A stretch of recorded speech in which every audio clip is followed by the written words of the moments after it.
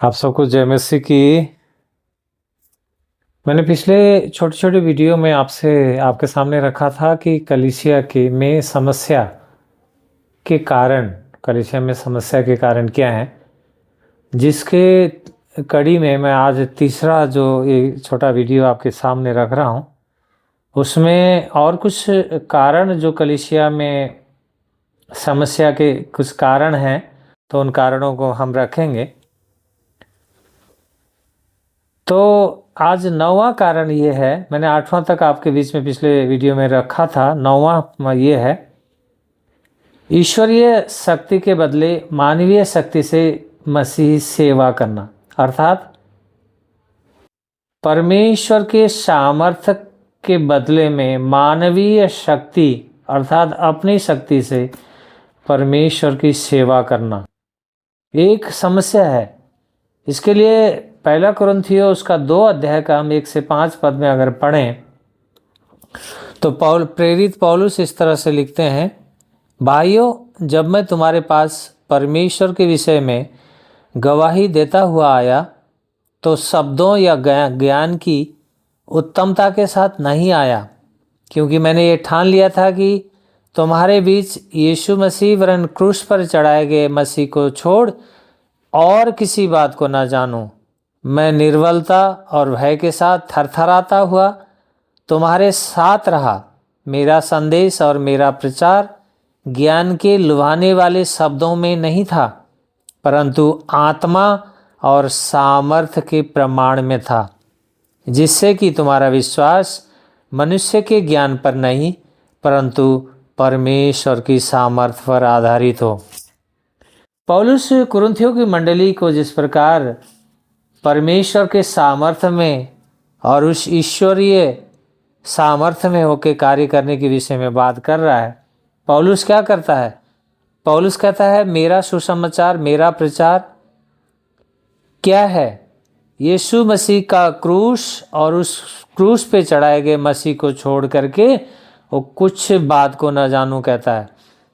और यीशु मसीह का अगर क्रूस और उसके यीशु मसीह क्रूस पे चढ़ाए गए यीशु मसीह के बारे में अगर प्रचार करना है, तो ये यीशु मसीह के इन बातों को अगर हम परमेश्वर की सामर्थ्य में होकर ना कहें, अपनी ज्ञान, अपनी बुद्धि, अपनी समझ का सहारा लेके हम अपने ही ज्ञान और अपने ही तर्कों के द्वारा इस सुसमाचार को प्रचार करने की कोशिश कर रहे हैं, तो फिर हम भूल में हैं। क्योंकि परमेश्वर का वचन क्या कहता है? उसकी कार्य, उसकी सेवकाई ईश्वरीय सामर्थ्य के द्वारा होनी चाहिए, न कि मानवीय सामर्थ्य। पौलुस ठीक उसी बात को यहाँ पे कह रहा है। क्या कह रहा है? मेरा प्रचार ज्ञान के लुभाने वाले शब्दों में नहीं था, परंतु आत्मा और सामर्थ्य के प्रमाण में था। पौलुस कहता है, मैं जो भी कार्य कर रहा हूँ, प्रचार का कार्य कर रहा हूँ, सुसमाचार प्रचार मेरे जीवन में जो मैं कर रहा हूँ, वो मैं अपने ज्ञान के लुभाने वाले शब्दों के साथ तुम्हारे पास नहीं आया। मैंने क्या कार्य किया? मैंने जो भी कार्य किया परमेश्वर की आत्मा की सामर्थ्य और उसके सामर्थ्य के प्रमाण तुम्हारे सामने रख करके मैंने कार्य किया। इसीलिए आज कलीसिया में क्या है? कलीसिया में आज समस्या के एक कारण ये भी है, परमेश्वर के उस सामर्थ्य में भरोसा न रखना, अपने ही ज्ञान, अपने ही बुद्धि, अपने ही तर्क, अपने ही समझ का सहारा लेना। ये एक मानवीय भूल है कि ये कलीसिया का एक समस्या का एक कारण है। अगला कारण, आत्मिक वृद्धि के बदले संख्यात्मक वृद्धि पर बल देना। आज कलीसिया की समस्या क्या है? कैसे भी हो कलीसिया के सदस्य की संख्या बढ़ जाए, लेकिन वो ये नहीं चाह रहे कि कलीसिया में आत्मिक वृद्धि हो। चाहे संख्या 2000 हो, चाहे 2 लोग हों, यदि कलीसिया के विश्वासियों का आत्मिक गुणवत्ता, अगर आत्मिक वृद्धि अगर सही नहीं है, तो संख्या का कोई अर्थ मायने नहीं रखता। क्योंकि परमेश्वर ने अपने चेलों को, अपने प्रेरितों को जो कार्य सिखाया, उन्होंने क्या सिखाया? शिष्यता में बढ़ाने की बात। शिष्यता में जब तक नहीं बढ़ेंगे, जब तक लोग आत्मिक वृद्धि में नहीं बढ़ेंगे, दूध पीते हुए बालक ही रहेंगे, तो उसका क्या लाभ। पौलुस कहता है तुम्हें तो अभी शिक्षक हो जाना चाहिए था, परंतु तुम क्या कर रहे हो, तुम्हें अभी भी दूध का ही लालसा है, अब तक तुम्हें दूध ही पिलाना पड़े, तुम ठोस आहार तुम लेने के योग्य नहीं हो। ये एक समस्या है। इसी कारण परमेश्वर की कलीसिया में आज समस्या क्या है, सिर्फ संख्यात्मक वृद्धि पर जोर देना, आत्मिक वृद्धि का स्तर निम्न हो जाना, आत्मिक वृद्धि के ऊपर भरोसा नहीं करना, ये बड़ी समस्या है, विडंबना है। अगला पॉइंट, मसीह को प्रेम करना और उसकी सेवा करना, इस पहली प्राथमिकता से दूर हो जाना। क्या? परमेश्वर की सेवा करना और परमेश्वर को प्रेम करना हमारी कलीसिया की पहली प्राथमिकता होनी चाहिए। लेकिन हो क्या रहा है,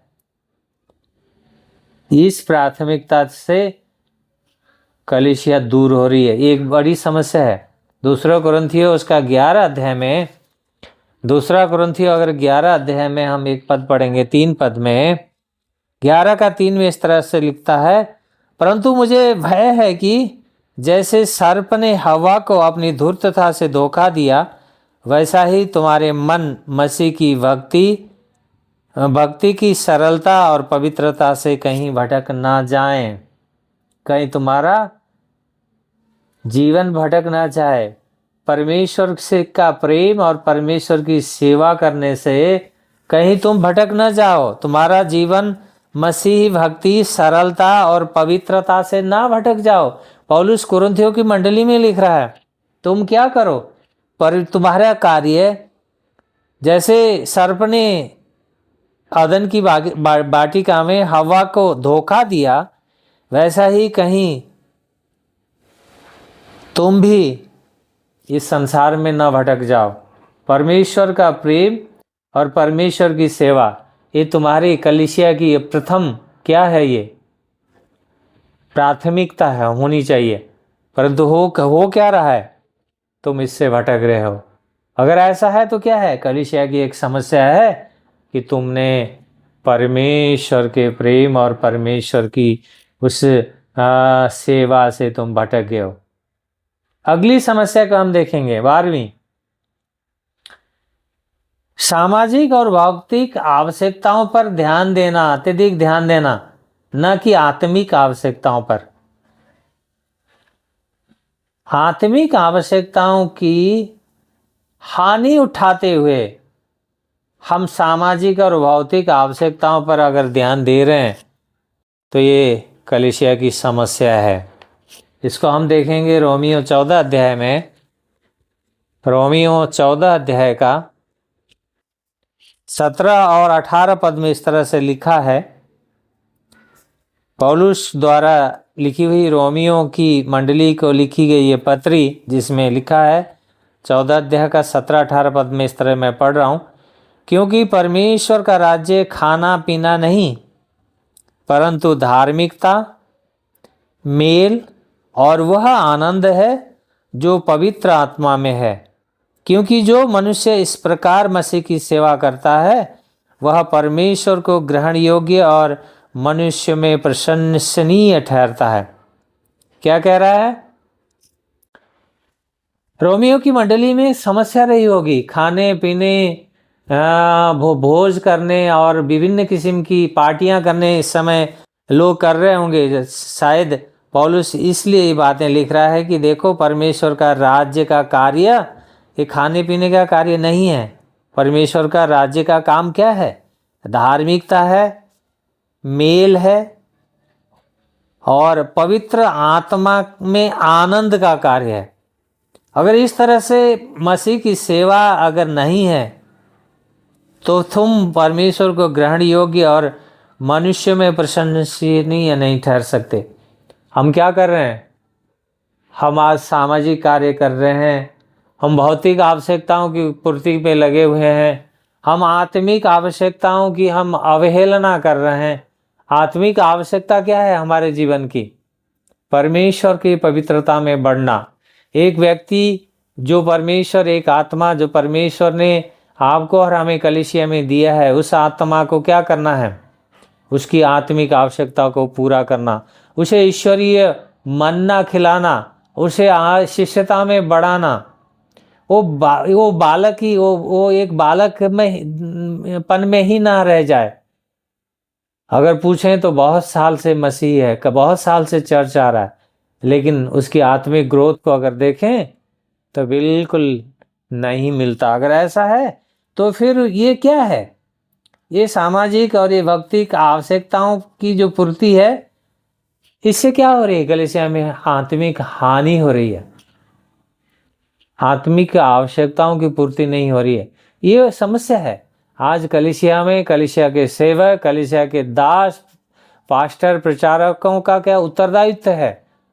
जो लीडरशिप वर्ग है उनकी ये दायित्व है कि कलीसिया में लोगों की आत्मिक आवश्यकताओं को पूरी करें, न कि भौतिक आवश्यकताओं के ऊपर। आत्मिक आवश्यकता ज़्यादा महत्वपूर्ण है।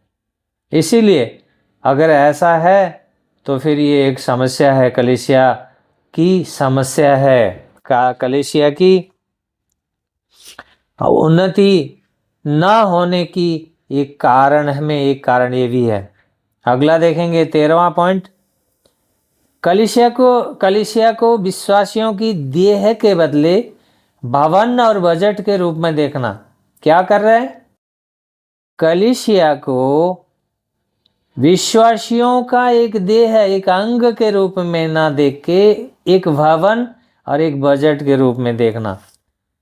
हम अगर देखें पतरस की पत्री में, पतरस लिखते हैं, पहला पतरस उसका 2 अध्याय का 4 और 5 पद में इस तरह से लिखा है, अब उस जीवित पत्थर के पास आकर, जिसे मनुष्य ने तो ठुकरा दिया था, परंतु जो परमेश्वर की दृष्टि में चुना हुआ और मूल्यवान है, तुम भी जीवित पत्थरों के समान एक आत्मिक भवन बनते जाते हो, जिससे पुरोहितों का एक पवित्र समाज बनकर ऐसे आत्मिक बलिदान चढ़ाओ जो यीशु मसीह के द्वारा परमेश्वर को ग्रहण योग्य हो। यहाँ पे पतरस क्या लिख रहा है? पतरस एक देह की बात कर रहा है, एक पवित्र समाज की बात कर रहा है, एक ऐसे लोगों का एक जमात की बात कर रहा है जो यीशु मसीह के द्वारा परमेश्वर को ग्रहण योग्य लोग हैं। सिर्फ चर्च भवन, सिर्फ चर्च का बजट और पैसा, सांसारिक चीज़ें उसी में ना हो करके कलीसिया एक देह के रूप में अगर नहीं देख रहे हैं तो ये कलीसिया की एक समस्या है। जिस प्रकार पौलुस कुरिन्थियों की पत्री में लिखता है, तुम क्या हो? मसीह के देह एक अंग हो। मसीह स्वयं तुम्हारे देह का सिर है, मसीह देह का सिर है, तो तुम देह के अंग हो। अगर ऐसा है तो क्या होगा? फिर हम एक विश्वासियों को हम सिर्फ पैसे कमाने का साधन, एक बजट बनाने का एक साधन, एक अच्छा सामाजिक जीवन जीने का एक साधन नहीं बनाएंगे। तब क्या बनाएंगे? कलीसिया के एक एक लोगों को, विश्वासियों को हम क्या सोचेंगे? एक एक देह का अंग मानेंगे। एक एक देह का एक एक अंग एक देह में बहुत महत्वपूर्ण है, क्योंकि देह के एक अंग में छोटा सा भी कुछ कांटा चुभता है तो पूरे देह में दर्द होती है।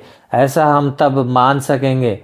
विश्वासियों को देह का एक अंग मानेंगे, देह मानेंगे, और उसमें उस एकता में बल देंगे, न कि भौतिक चीज़ों, संसारिक भवन और संसारिक पैसा, रुपया, बजट, ये सब के पीछे ही नहीं, हम आत्मिक की एकता के ऊपर भी ध्यान रखेंगे। अगर नहीं ऐसा है तो ये कलीसिया में क्या है? समस्या है।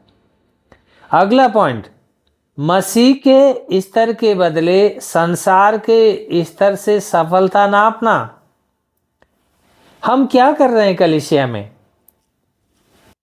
संसार जिस तरह से सफलता को नापता है, हम उसी तरह से हमारी सफलता को नापने की कोशिश करते हैं, लेकिन वो तरीका गलत है। हमें किस तरीके को अपनाना चाहिए?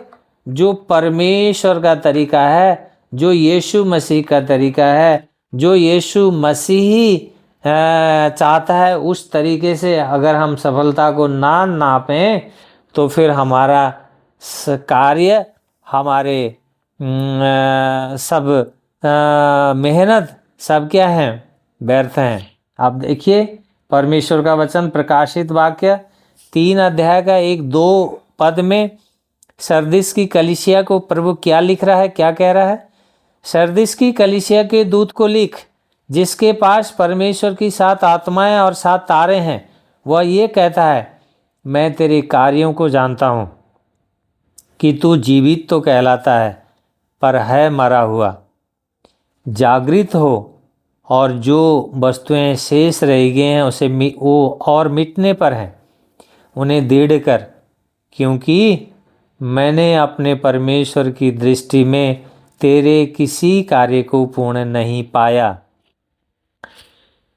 परमेश्वर प्रेरित यूहन्ना के द्वारा जो सरदिस की कलीसिया को उस समय लिख रहा था, परमेश्वर की दृष्टि में तीसरे किसी कार्य को पूर्ण नहीं पाया। अगर हमारा जो नापने का तरीका है, हमारा कार्य करने का तरीका है संसार और संसार की तरह अगर करें, परमेश्वर और यीशु मसीह के नजरिए से हमारे कार्य ना हो, तो हमारे कार्य क्या हैं? व्यर्थ हैं। हम जीवित तो कहला रहे हैं, लेकिन परमेश्वर का वचन क्या कहता है? तुम हो मरे हुए। अगर हमारी ऐसी अवस्था है तो हमें क्या करना होगा? फिर से दृढ़ करना होगा, फिर से जागृत होना होगा, फिर जो कार्य मिटने पर है उन्हें बढ़ाना होगा, क्योंकि क्या कहता है? मैंने अपने परमेश्वर की दृष्टि में तेरे किसी कार्य को पूर्ण नहीं पाया। अगर यही कार्य हमारी कलीसिया को परमेश्वर आज कहता है, मैंने तेरे किसी कार्य को पूर्ण नहीं पाया, अगर परमेश्वर आज कहे तो क्या होगा? मेरा और आपका कार्य, मेरा और आपकी सफलता का नापना, मेरा और आपका परमेश्वर का कार्य करना सब व्यर्थ है। हम सोचते हैं हम जिंदे हैं, जीवित हैं, लेकिन परमेश्वर का वचन कहता है तुम हो मरे हुए। और हम कहते हैं, हम सोचते हैं हम बहुत अच्छे कार्य कर रहे हैं, बहुत भले काम कर रहे हैं, बहुत लोगों की नज़रों में, संसार की दृष्टि में बहुत भले हैं, बहुत अच्छे हैं, लेकिन परमेश्वर क्या कहता है? मैंने अपने परमेश्वर की दृष्टि में तेरे किसी कार्य को पूर्ण नहीं पाया। उस समय सरदिस की कलीसिया को कह रहा था परमेश्वर, आज आपके और मेरे लिए है।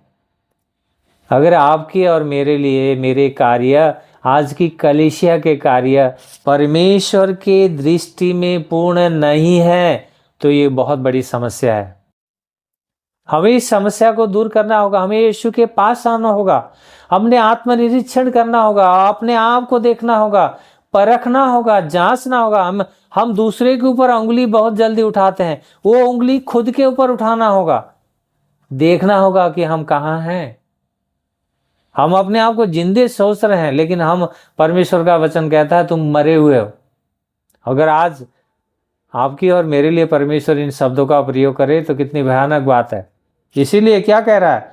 ये कलीसिया की समस्या है। सांसारिक दृष्टिकोण से हम कलीसिया के कार्य को माप रहे हैं, परंतु परमेश्वर की दृष्टिकोण से नहीं। परमेश्वर की दृष्टिकोण से मापेंगे तब हम अपनी भूलों को और अपनी गलतियों को देख पाएंगे। हम कहाँ हैं, हम क्या कर रहे हैं, हमारा कार्य करने का तरीका क्या है, तब हम जान पाएंगे। अन्यथा क्या होगा?